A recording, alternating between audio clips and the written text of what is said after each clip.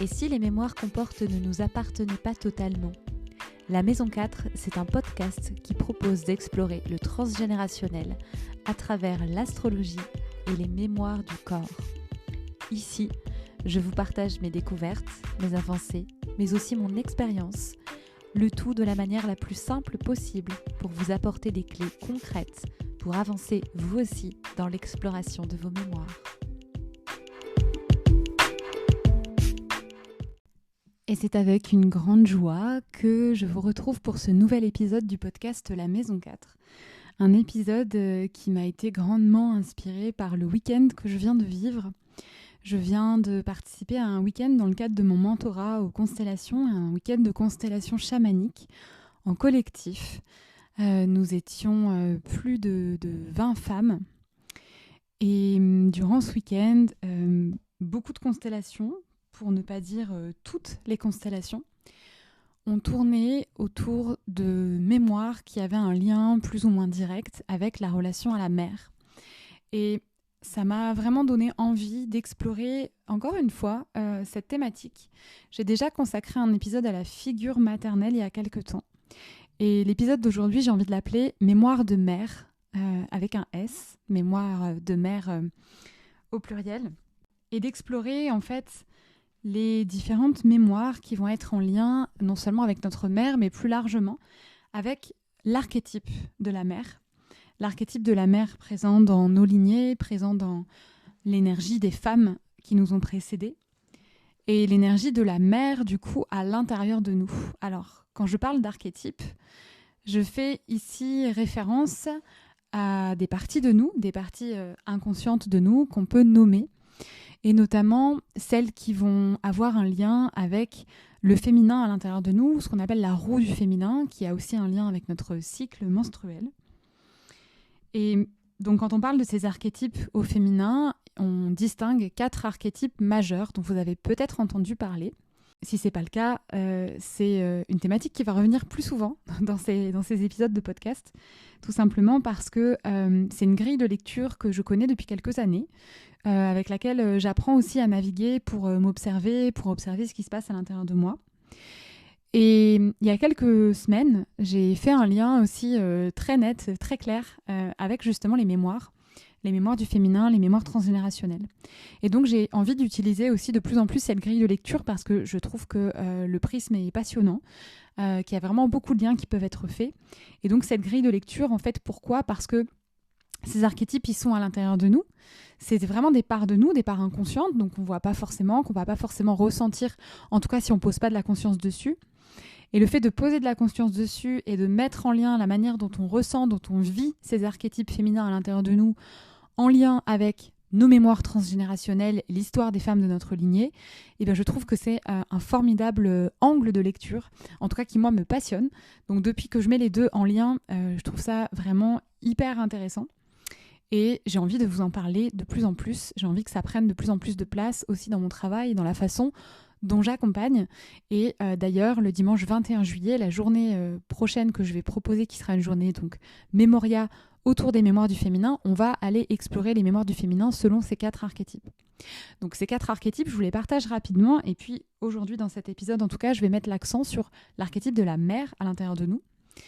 Donc dans ces 4 archétypes, on a d'abord la jeune fille, qui va être l'énergie qu'on peut relier à celle de notre enfant intérieur, donc une énergie plutôt légère, d'insouciance, d'innocence, de joie, de mouvement aussi.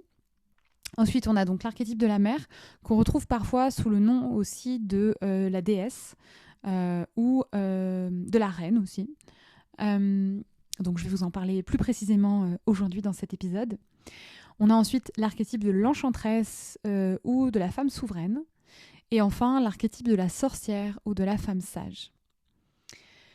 Donc comme je vous le disais, ces 4 énergies, elles dansent à l'intérieur de nous et en fonction de nos mémoires, des mémoires transgénérationnelles notamment, et puis de ce qu'on a vécu nous, ces archétypes vont plus ou moins s'exprimer à l'intérieur de nous, on va plus ou moins leur laisser de la place. Donc aujourd'hui, on s'intéresse à l'archétype de la mère. Donc la mère, c'est vraiment nos émotions, c'est notre capacité à prendre soin de nous, prendre soin des autres, donc à la manière d'une mère. C'est la douceur qu'on va s'offrir, c'est l'accueil émotionnel, l'intelligence émotionnelle, l'empathie, la capacité de compassion aussi envers nous-mêmes et envers les autres. La mère, c'est celle qui va vraiment créer du lien, qui va recevoir, qui va inviter les autres à sa table et qui va faire en sorte que tout se passe bien, que tout soit bien installé, etc. C'est une énergie qui nous connecte à l'équilibre, au donner et au recevoir, à l'harmonie, à la fluidité, vraiment au lien avec l'autre. Cet archétype de la mère à l'intérieur de nous, il est lié aussi à quelle image maternelle, quelle image des mères au sens large et de cette énergie donc du prendre soin on a eu autour de nous. Donc évidemment, ça nous renvoie à notre propre mère. C'est intéressant parce que quand je pensais à cet épisode et à la thématique que je voulais aborder, à ce que j'avais envie de vous partager, j'ai repensé aussi à mon propre cheminement. Et moi, c'est vraiment cet archétype de la mère qui a fait que dans un premier temps, déjà je me suis mise à mon compte, mais c'est aussi cet archétype de la mère qui m'a poussée finalement sur le chemin du transgénérationnel. Je m'en étais pas forcément rendu compte sur le coup, ça n'a vraiment pas été fait en conscience, mais aujourd'hui avec le recul que j'ai, je m'en rends compte. Pourquoi ? Parce que pour moi, les choses ont commencé à basculer dans ma vie quand je suis devenue mère, justement. Il y a maintenant 7 ans et demi, donc quand je suis devenue mère de ma fille, et que ça m'a renvoyée d'une certaine manière, même si c'était encore une fois très inconscient à ce moment-là, ma relation avec ma propre mère, les besoins que j'avais eus en tant qu'enfant, puisque dans ce que me renvoyait ma fille de ses besoins, il y avait des choses qui étaient très inconfortables et que ça m'a renvoyé au fait que potentiellement, il y a certains de mes besoins qui peut-être n'avaient pas été rejoints, qui peut-être n'avaient pas été remplis quand j'étais enfant. Et j'ai décidé peu de temps après de créer mon entreprise et d'accompagner d'abord, alors peut-être certaines ne le savent pas, mais j'ai d'abord accompagné justement les parents dans le lien à leur enfant. Ma première activité s'appelait Graines de maternage. Donc il y avait déjà vraiment cette énergie de materner, de prendre soin, donc notamment dans l'accueil des émotions, dans la communication bienveillante, et puis tout ce qui allait favoriser le lien d'attachement. Alors j'ai parlé de l'attachement dans l'épisode aussi sur la figure maternelle, mais c'est vraiment ce lien qui se crée entre une personne qui est vulnérable, donc notamment un enfant, et là où les personnes qui vont en prendre soin, qui vont répondre à ses besoins physiologiques, mais pas que, notamment ses besoins émotionnels. C'est ce qui va créer notre forme d'attachement.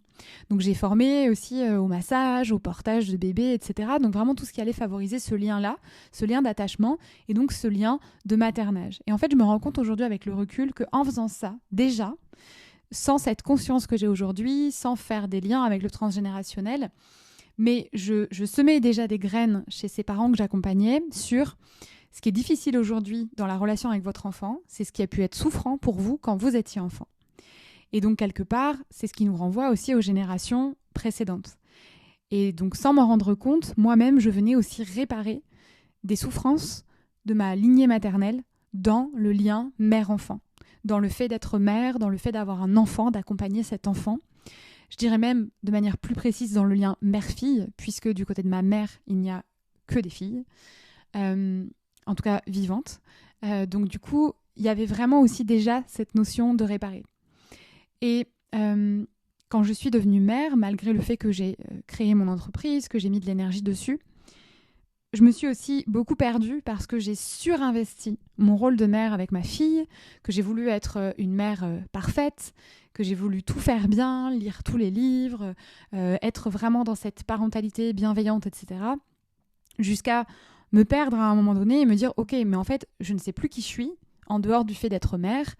Mère de ma fille et du coup mère aussi d'une certaine manière des personnes que j'accompagnais. Et je me suis en fait perdue dans ce rôle de mère qui a pris toute la place.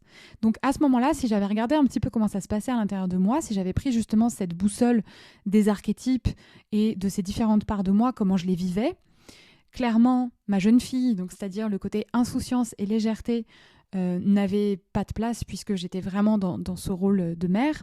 Le côté enchanteresse, donc là qui va être plutôt la femme sûre d'elle, séductrice, qui prend sa place, et notamment dans la relation aussi avec les autres et dans son couple, pareil, il n'y avait pas de place du tout pour ça. Et la femme sage, le côté plus intuitif, connecté au vivant, connecté à son corps, c'était aussi quelque chose que j'avais délaissé. je trouve que c'est intéressant a posteriori d'observer que l'histoire des mères dans ma lignée maternelle est souffrante et difficile. Il y a vraiment des liens mère-enfant qui ne se sont pas faits, qui ont été souffrants, des enfants qui ont pris la place des parents, etc. Enfin, voilà, vraiment beaucoup de difficultés et de souffrances à ce niveau-là et dans cet archétype-là de la mère dans les lignées. Et le fait que moi-même, quand je suis devenue mère, du coup, j'ai voulu peut-être en quelque sorte réparer ça, inverser la balance, mais du coup, en étant vraiment dans le surinvestissement de cet archétype-là, au point d'oublier tous les autres. Si je remonte un petit peu plus haut, ce qui est intéressant, c'est que j'observe que par exemple ma grand-mère maternelle, dont j'ai déjà parlé aussi dans certains podcasts précédents, elle n'a pas du tout, ou en tout cas elle a eu des difficultés, je pense, à investir cet archétype de la mère, et elle a été beaucoup plus dans une énergie enchanteresse, c'est-à-dire beaucoup plus dans une énergie où elle était centrée sur elle, sur ses besoins de femme, sur sa relation avec les hommes, avec mon grand-père, etc., sur le côté de vouloir continuer à plaire, de vouloir être séductrice, etc. Et je dis pas qu'il faut faire l'un ou l'autre, mais pour le coup, ma grand-mère, elle a aussi surinvesti ce côté-là, sans doute parce qu'elle avait vu sa propre mère s'oublier aussi pour d'autres raisons. Et ma grand-mère a eu beaucoup de mal à investir son rôle de mère auprès du coup de ma mère à moi, ma propre mère. Si je reviens à ce qui nous intéresse et à cet archétype de la mère, à ces mémoires de mère, ce que je veux dire par là, mon propos, c'est que c'est vraiment intéressant de voir donc comment s'est joué cet archétype de la mère précédemment, et comment la façon dont les femmes l'ont investi ou non, est-ce qu'elles l'ont investi de manière équilibrée, en maintenant aussi les autres parties d'elles à l'équilibre, en leur donnant de l'attention, en les investissant, etc. Est-ce qu'elles ont surinvesti ce rôle de la mère en étant des mères ultra présentes, des mères poules, peut-être des mères aussi qui enferment un petit peu l'enfant, qui ont du mal à donner de l'autonomie, qui vont être vraiment ultra protectrices, vous savez, un petit peu les mères louves, qui surprotègent aussi leur enfant, et à outrance, c'est pas non plus quelque chose de souhaitable pour le développement de l'enfant. Ou est-ce que ça va être des mères qui auront eu beaucoup de mal à investir ce rôle-là, et qui vont être des mères plutôt absentes, des mères qui sont là mais pas vraiment là, des mères qui sont plutôt dans le rôle d'enfant et c'est l'enfant qui va prendre le rôle de la mère, etc. etc. Et d'observer ces mémoires-là en lien avec l'archétype de la mère et comment il a été investi, ça nous permet de comprendre encore une fois nos mécanismes. Est-ce que là je suis en mode réparation ? Est-ce que je suis en mode reproduction ?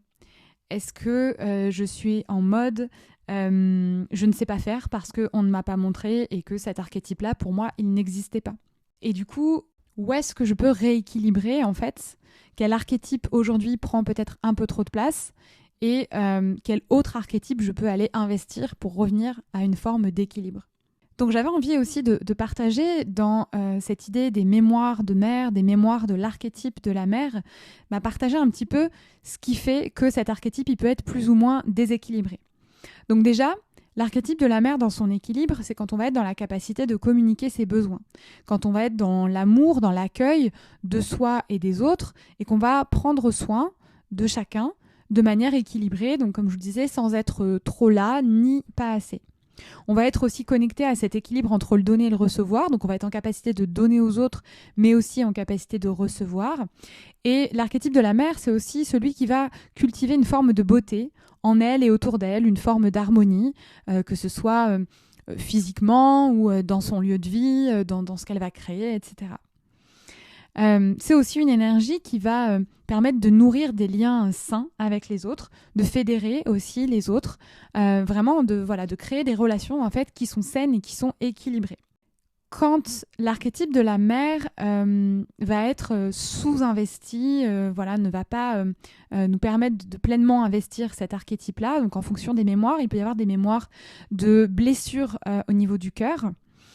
Il peut y avoir des mémoires d'enfants qui n'a pas été accueilli pleinement dans son émotionnel. Donc, par exemple, notre enfant intérieur à qui on disait de ne pas pleurer, d'être forte, de ne pas faire de colère, etc. Donc, voilà, de ne pas exprimer, ce qui fait qu'on va avoir des difficultés à se connecter à nos émotions, des difficultés à se connecter à nos besoins, à nos ressentis. Et il peut y avoir, donc si on revient sur l'attachement, une forme d'attachement du coup insécure qui fait qu'on a aussi du mal à faire confiance aux autres. Il peut y avoir aussi des mémoires autour du manque, de la pénurie, donc quelque chose comme si on avait un vide qu'on allait avoir besoin de combler. Tout ce qui va être aussi les mémoires en lien avec la maternité, des maternités difficiles, des mémoires d'abandon, donc s'il y a eu des abandons notamment dans la famille, des enfants abandonnés, des enfants non reconnus par un de leurs parents, des difficultés autour de la maternité, par exemple certaines familles dans lesquelles il y a eu beaucoup de fausses couches, de grossesses non évolutives, des mémoires dans lesquelles on va retrouver des deuils d'enfants aussi. Ça, c'est vraiment quelque chose qui va venir toucher et déséquilibrer cet archétype de la mère. Du côté des mémoires qui vont faire qu'il peut y avoir un surinvestissement de cet archétype de la mère. Ça peut être soit en réparation déjà à toutes ces mémoires-là, à cette absence, on a envie de faire autrement, on a envie de faire plus. Ou alors ça peut être aussi quelque chose qu'on va reproduire, par exemple si on a eu une mère ou une figure maternelle ou des grands-mères très envahissantes, qui prennent beaucoup de place, qui ont vraiment beaucoup de présence, finalement ça va être un modèle, donc on va peut-être faire la même chose. Des mémoires aussi de mères qui vont peut-être être dans une forme de chantage affectif, de manipulation, d'amour conditionnel. Ça peut aussi faire qu'on va surinvestir cet archétype de la mère, cet archétype maternel. Quand on ressent aussi une grande insécurité intérieure, donc encore une fois, la peur de manquer d'amour, la peur de manquer d'argent, on peut aussi surinvestir l'archétype de la mère et ça peut aller jusqu'à une forme d'étouffement un petit peu des autres, que ce soit les enfants mais que ce soit aussi les personnes autour de nous, parce que je rappelle, l'archétype de la mère, c'est vraiment l'énergie maternelle au sens large, donc c'est aussi comment on entre en relation avec les autres, c'est pas que dans le fait d'être mère physiquement et de donner la vie en fait à un enfant. Donc voilà un petit peu tout ce qui peut faire que cet archétype de la mère se trouve un petit peu en déséquilibre. Donc poser de la conscience dessus, encore une fois, poser de la conscience sur les mémoires, se demander un petit peu, en fait, finalement, quelle est l'image de cette énergie de la mère que j'ai eue, de par ma propre mère et puis de par les femmes de ma lignée, celles que je connais, ou ce qu'on m'a raconté à propos d'elles. Poser de la conscience dessus pour poser de la conscience sur soi et sur notre mécanisme et se dire, ok, s'il y avait un curseur, là, l'archétype de la mère, à quel niveau, entre guillemets, je la ressens. Sur une échelle de 1 à 10, quelle place elle prend. Alors évidemment, on peut le faire comme ça, simplement en se posant la question, peut-être en remontant un petit peu le fil de nos souvenirs et de ce qu'on a vécu. Et puis ça peut être aussi intéressant de le poser lors d'une constellation, de travailler avec ces archétypes intérieurs et de voir un petit peu comment cet archétype à l'intérieur de nous se manifeste. C'est d'ailleurs ce que j'ai fait pas plus tard que ce matin sur une constellation individuelle où j'ai travaillé avec ces 4 archétypes et c'était intéressant du coup de voir comment l'archétype de la mère se plaçait par rapport aux autres, quel était l'archétype qui prenait le plus de place, en sachant que la mère, on la relie aux émotions, donc au cœur, que la jeune fille, comme je disais, c'est notre enfant intérieur, l'enchanteresse, on peut l'associer au mental et la sorcière ou la femme sage à notre corps physique. Donc ça peut être vraiment intéressant déjà de se poser la question comme ça. Je vous invite à le faire si vous écoutez ce podcast. Et puis à poser de la conscience, peut-être en allant voir ce qu'on ne voit pas forcément, à gagner en clarté en posant une constellation et en regardant comment ça se manifeste. En tout cas, si ce podcast vous a parlé sur cet archétype de la mère, sur comment vous vous sentez avec cet archétype-là, en vous et dans vos relations avec les autres, dans vos relations à vos enfants, si vous en avez, peut-être que ça peut être intéressant d'aller plus loin et de chercher un petit peu pourquoi cet archétype, je le vis de cette manière-là et qu'est-ce que je pourrais faire, quelle place je pourrais donner peut-être aux autres archétypes ou qu'est-ce que j'ai à guérir, à mettre en lumière aussi sur ma lignée pour que cet archétype il soit vécu de manière beaucoup plus équilibrée et quelque part aussi plus juste pour moi aujourd'hui dans ma vie de femme. Merci pour votre écoute. Je vous dis à la semaine prochaine pour un nouvel épisode de podcast.